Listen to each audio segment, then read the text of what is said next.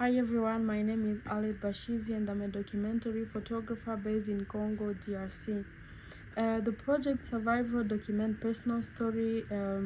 of the women who have been abused during the civil war in Ethiopia, in Tigray region, and that happened a few years ago. And this project focused on the personal journey from the way women who have been raped have been rejected by their society, by their family members, to the way they took the courage to rebuild and to reconstruct their life. Like one of the women who, I met in Ethiopia, who actually have been raped, and also her daughter was raped, but after going through different trainings with the congregation of one congregation of sisters in Ethiopia, she has been able to join the training and joining a cooking class, and now she's able to take care of herself and also take care of her family. And that was the first part of the project. The second one is I'm working on it with one grant I got from the Aftermath project, and it actually documents the same story but with women who have been raped here in Congo, DRC, since this war started in the eastern part of Congo.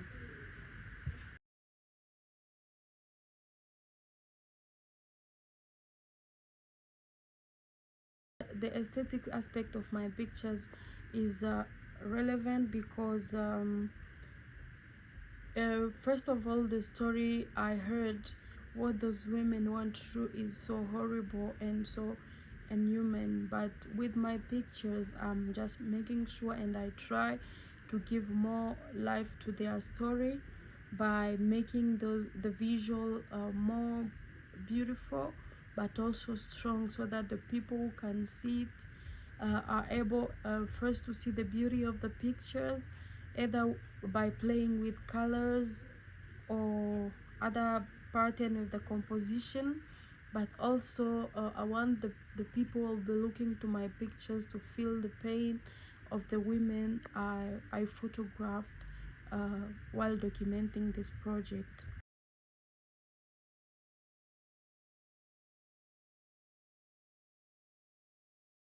While creating the portrait of the women I met at the training center, because I couldn't follow them at their home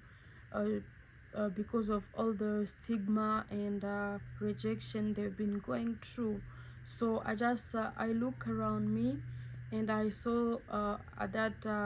center they had a beautiful garden with flowers and also the colors of the traditional scarf the women have been wearing there. So I just saw that and I was like, okay, I'll create the visual, I'll create their portrait with what I have around me. So also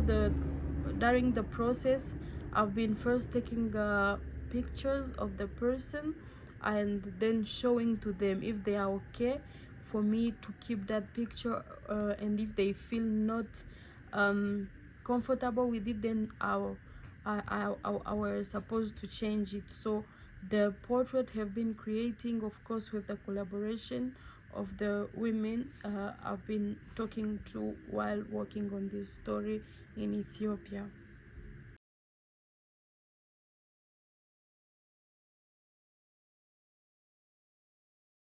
Yes, the selection of the images was first made, as I said. At the same time I was taking pictures, I've been showing to the women who spoke to me, so that they can be I was supposed to reassure them because they have been facing a lot of trauma and stigma already, and with my work the aim is not to put them in trouble more than what they've been going through, but the aim is to be able to share their story while respecting their dignity, and also to make sure that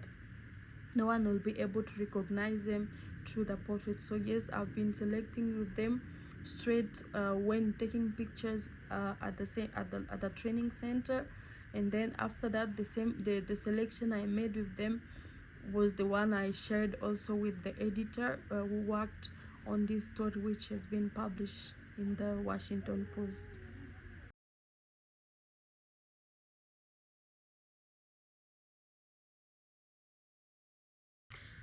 Yes, I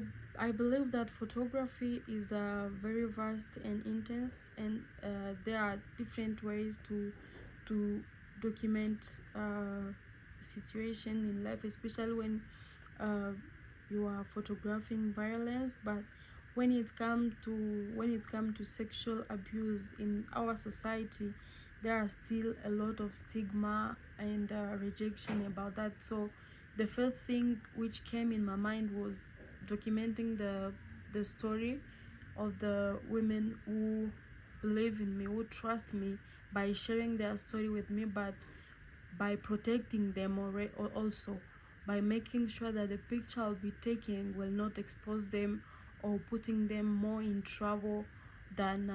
what they've been maybe going through already. So for me, the way to document this story was by not showing their faces, but by creating an environment where I'll be getting some beautiful pictures, even if the story beyond is very unhuman, but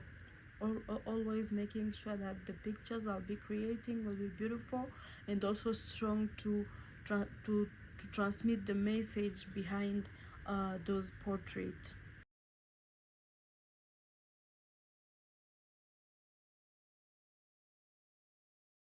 The aim behind my work is to give voice to women like the women in Ethiopia or the women in Congo who have been raped since many years and who are still being taken as the responsible of the rape they've been uh, they've been victim of. My work has the aim to give them voice, to highlight what also they do to rebuild their life. Because yes, they may be the victim of the rape, but also they are very strong and they are women who are trying to find a way to rebuild their life. So my work don't only focus on the problem which happened to them, but also the effort they are making, the solution they are trying to get, so that they can at least trust again and find another reason to stay alive and to keep going, even if they've been going through a lot of pain and a lot of rejection and stigma in the community. And also to fight and to denounce the social injustice in the community we are living in, we are evolving in.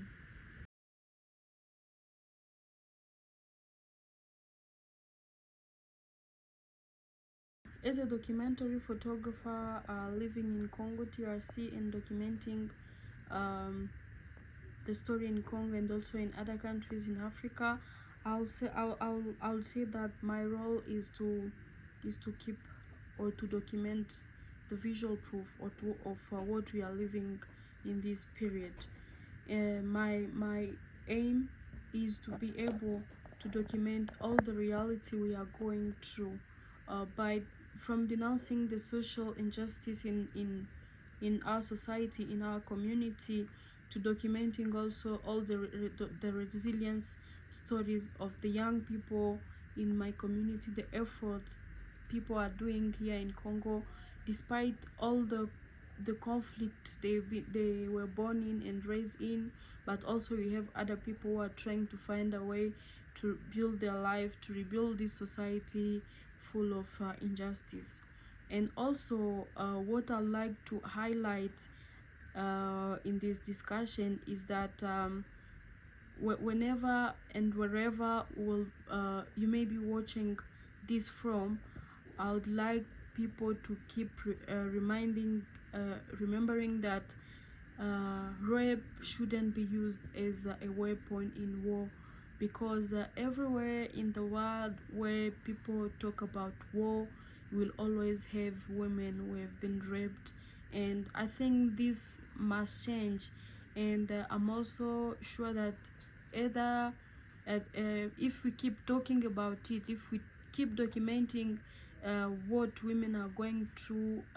everywhere where there is war, I'm sure it's contributing in a way or another to also